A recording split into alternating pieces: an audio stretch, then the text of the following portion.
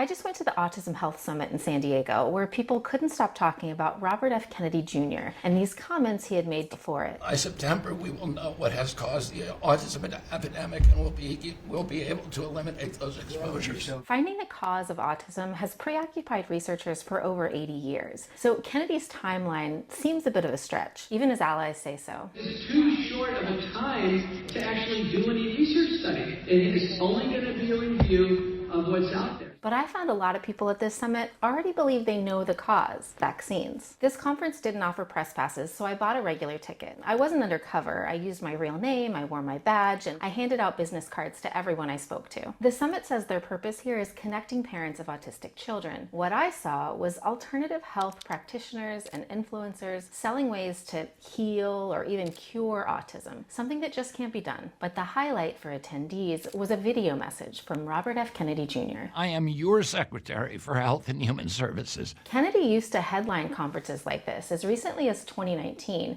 when he was a full-time anti-vaccine activist. And in this video, he thanked attendees, telling them that, quote, your issue is no longer on the fringe. It is dead center and mission critical for the new HHS. Here's the thing. Public health experts say that that's not how science works. Autism has been studied for decades, and we know that genetics plays a major role. The one factor that's been consistently and reliably identified for now decades is genetics. Likely with some environmental factors and developmental factors. What we don't have is a single simple source, which is true for many medical conditions and diseases. We have overwhelming science that says vaccines are not it. But at the summit, that theory was still very much alive. Vendors there offered products that promised healing, if you could afford it. Water filters, detox kits, red light machines, supplements, blood oil changes, even stem cell therapies only available overseas. One woman told me that she sold her house to pay for treatments. Another had flown to Europe for experimental procedures. But people here weren't just searching for answers because they believed that they had them already, and that doctors and the media and the government were all hiding the truth. They're not hiding the information from each other.